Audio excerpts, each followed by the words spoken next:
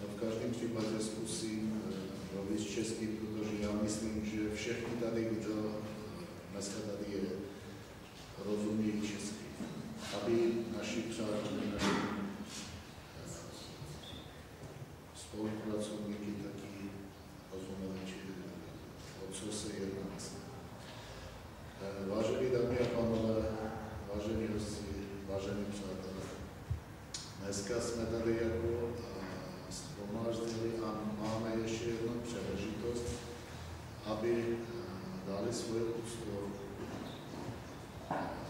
oběti, nevinných obětí genocidu v roce 1915. Dneska nebudeme mluvit o historii, samozřejmě v našem programu je dneska i v 1 hodinu Kine Dukla jako ukázka filmu, dokumentárního filmu, kde krásně všechno uvidíte sami a uslyšíte sami. Protože ty jsou dokumenty, které udělali právě před rokem. Ty jsou dokumenty, které dřív to bylo prostě nemožné na to podívat, nebo nemožné bylo ty dokumenty vyzvednout z těch archivů. Náš dnešní shromáždění akce je pod názvem Vajmino míru, aby dnešní turecká vláda pochopila i dokonce přišla k tomu, aby nazvat věci svými jménami. Jestli to bylo genocida, tak bylo to genocida.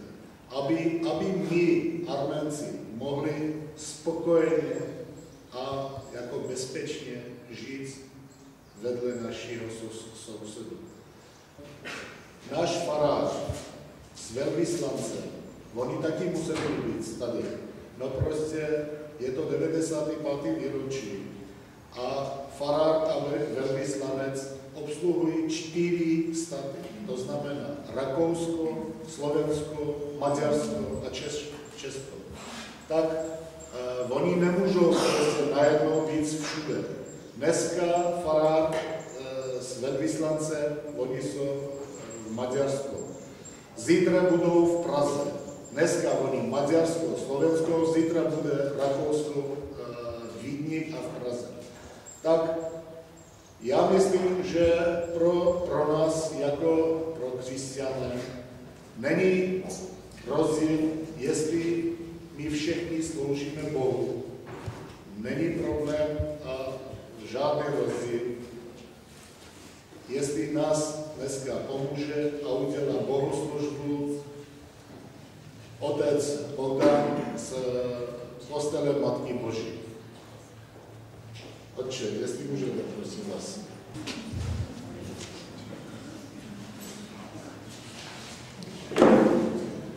Začneme křesťansky, protože předpokládám, že taky jste tu křesťané. A tak začneme ve jménu Otce i Syna i Ducha Svatého. Amen. Pán s vámi. Vítám vás tady všechny, kteří jste přišli, vás, zvláště Armény, ale taky i vás, kteří sympatizujete s Armény, kteří jste je přišli podpořit. Chceme dnes vzpomínat na tu genocidu, která se odehrála před 95 lety v Arménii. A chceme se modlit za ty oběti, které tam ztratili život, a potom taky se chceme modlit taky za ty, kteří je pronásledovali. Protože chceme, aby se dokázali, aby Bůh jim taky mohl nějak odpustit, nebo prostě chceme jim vyprošovat odpuštění taky, protože ani nevěděli možná, co činí. Tak to už je, že často my děláme něco a ani si neuvědomujeme, jakou hrůzu to může přinášet těm ostatním, se kterými žijeme. A tak chceme prosit milosrdného Boha taky o to, aby nám pomohl, aby se to už nemuselo opakovat, takovéto neštěstí, aby nám dal do srdce svého ducha světlo, abychom pochopili, že každý člověk tady na zemi nám má být bratrem a sestrou, že nemá docházet ke krveprolití, k pronásledování jednoho národa. A tak děkuji za to pozvání, za Kysianovi, že tu mohu být s vámi, že vám mohu nějak posloužit Božím slovem, když váš kněz nemůže přijít. Ale myslím, že jsme všichni, patříme Kristu, věříme v jednoho Krista, v jednoho Boha, a tak proto taky možná mě přijmete jako toho spolubratra vašeho, který vám taky chce nějak něco říci o Bohu, o Božím slově. Nyní se pomodlíme modlitbu společnou za všechny, co jsou pronásledováni ve světě, za ty oběti genocidy v Arménii před 95 lety. Prosme za trpící, aby se uprostřed zkoušek nezlobili a dostali od tebe sílu příjmu i nejtěžší oběti. Srdenství je přijme do svého království. Prosíme tě, a prosme taky za tyto pronásledky, aby dostali světlo Ducha Svatého, aby si uvědomili, že takto neslouží Bohu, ale že jedině láska přemáhá všechno, aby se dokázali odvrátit od svých zlých skutků. Prosíme tě, vyslyš nás. To způsobil, jak jsme slyšeli, oni možná byli přesvědčeni, že slouží Bohu.